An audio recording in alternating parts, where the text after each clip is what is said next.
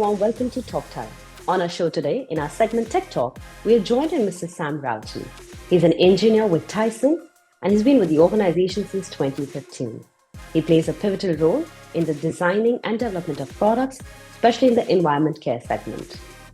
We all know that with the increase of air pollution and the air quality going down, the usage of air purifiers has gone up very high. Dyson's air purifiers are a pioneer in this segment. With the help of Mr. Sam today, we'll try to understand that what is the vision forward, especially for Dyson when it comes to air purifiers, for helping us breathe better. A very warm welcome to Talk Time, Sam. Thank you so much for speaking with NewsX.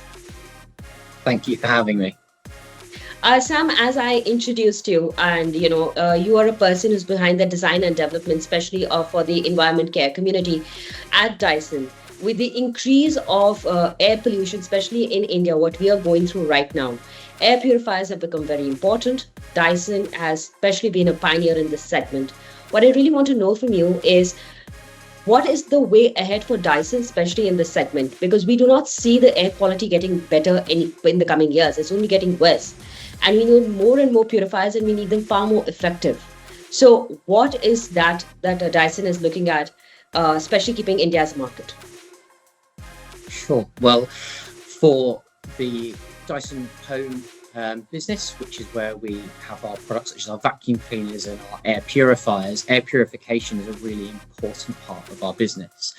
And as we develop and build products within this space, not only are we looking at new engineering solutions, but also the labs and facilities to actually make sure that they work. So that's a real core part of our investment over the coming years.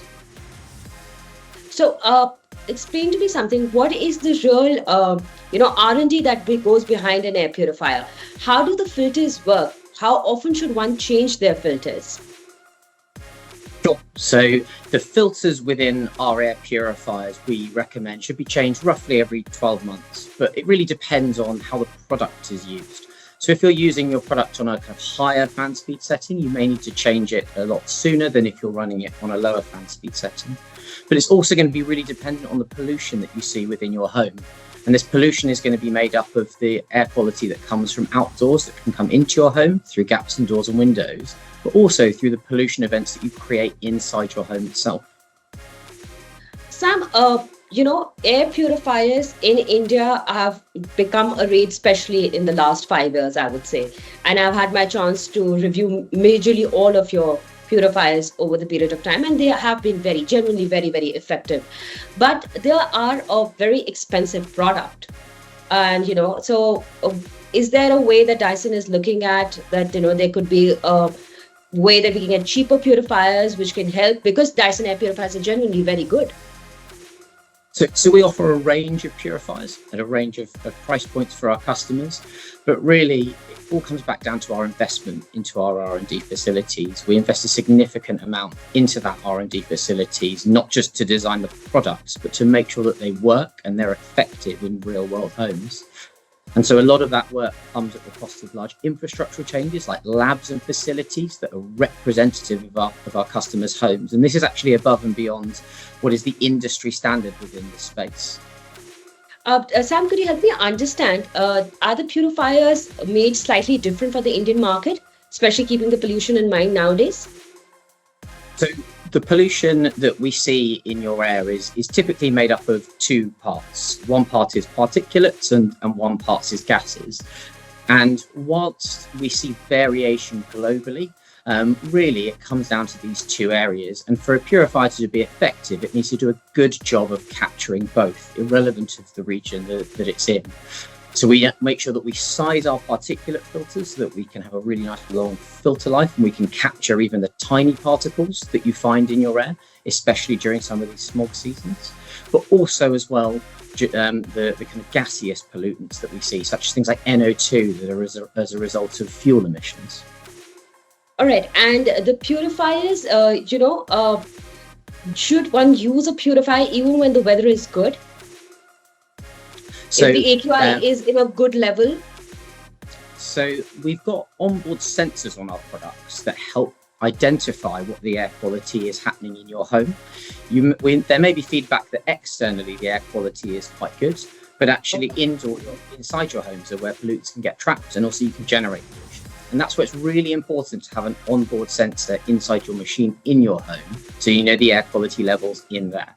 What we recommend is if you put your product in auto mode, the machine will actually ramp up and adjust its fan speed setting based upon the pollution that it's seeing, so that our customers don't have to manually change their machines every time a pollution event happens. And I think keeping your Dyson Air Purifier at the auto mode is the best thing, because it actually adapts very well to the pollution around. I've used it and I can say that works certainly. Best way to use a purifier: should people keep their doors and windows shut? Obviously windows for sure, but inside a house, should they keep a room closed when you're using an air purifier? Or if you're using an air purifier, you can keep your doors open. So we recommend that your doors and windows generally remain shut to the outside, so that any pollution that is existing outside isn't coming into your home, and your purifier is able to deal with protecting and keeping the air quality low inside the room that it's currently operating at. Naturally, there are gaps in doors and windows. Homes are not fully sealed bubbles, they are leaking. Yes. But we ensure that the purifier is able to run its flow rate at a level that's able to compensate that. We've recently seen the big Dyson Air Purifier, which covers a larger area, which actually is helpful, especially in hotels or even large home open areas, which work very well. What are the other products that we can expect, especially in air purifier segment, from Dyson in the coming year? So is something in the pipeline that you would like to tell us? So unfortunately, I'm unable to talk to you about any new future innovations that are going to be coming out over the coming years. I would love to, but we'd have to save that for another time. What I can say, though, is that we have, again, a range of products at the moment that cater the needs of different size spaces, but also deal with the need of our thermal comfort seekers. So those that are looking for products like fans and heaters, we're able to give them that thermal comfort product, but also pairing that with our purification technology so that they can have some all-in-one products as well. And we think this full range gives a really nice variation and allows our customers to pick and choose which products are most suitable for them. Sam, basic question I really want to know from you. You know, you are out there creating it. You work on the R&D, the development of the product, which is genuinely good. What is it so different about your purifiers from the rest? Because the price costing is very different. Yeah. So our products, as I've mentioned earlier, a lot of what we do comes down to the core science and understanding the problem. And this is really at the heart of all Dyson products, but is especially important in a purifier where I can't, as a customer, see and understand what's actually happening in my room. Pollution, especially the most harmful pollutants, are often incredibly small, smaller than is visible with the naked eye. So we need to invest a lot of our resources to understand the problem and also understand how our products will work effectively in a real room without those visible responses that you get. For example, if you see dirt on the floor and you pick it up and put it in the bin with your vacuum cleaner. So a lot of our investment and time is made on understanding that problem and then making sure the product can solve that problem in a real world and in a representative spaces. And this goes far above and beyond what is conventionally done to test and validate purifiers. Interesting. You have the R&D for it. You've tested and tried it in a lot of countries globally, everywhere. I would really want to know, are you ever planning to make a purifier for the cars? Because that is something which we do not really see by a lot of companies. Very few, handful of them do it. Cars do, people spend a lot of their time in the car, and when you enter, you do realize the AQI is over 600 in India right now at a lot of places. Is Dyson ever thinking of that? So vehicles, especially modern vehicles, do have their own inbuilt air filters in a lot of modern vehicles. Yes, they do, but they're certainly not as effective as air purifiers. You would know it better. Yeah, as I mentioned, I think our current product range at the moment is all focused on domestic products. We obviously as well have the Dyson Zone, which we launched last year, which is our first headphones paired with purification that our customers are able to take on the move as well. But how has in the terms of response been for that, Sam? Sorry? How has the response been for that, for the air purifier headphones?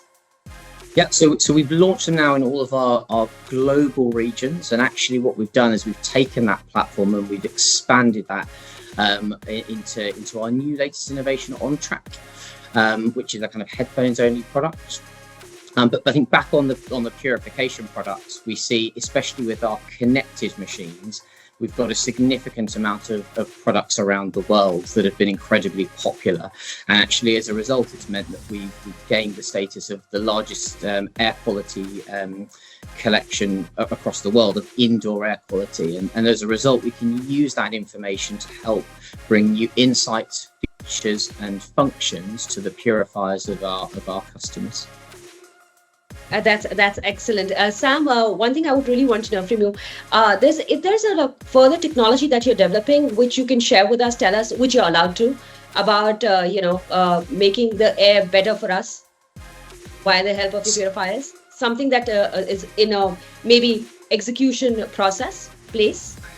Sure. So the way in which we like to operate is we work on products within Dyson in a kind of very secret manner. We don't want to share or release any new news ahead of our product launches, because we generally want to make sure our products are fantastic before we launch them. And that's actually why you see the kind of the status of the products that we have at the moment. So unfortunately, I'm unable to talk about any new innovations in the pipeline, unfortunately.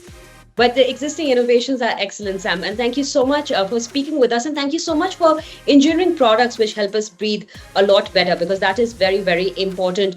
They are all your babies. But if you had to pick up an air purifier for the Indian market, which one would you suggest to our viewers who are watching us that they should go pick it up for themselves, because it really helps?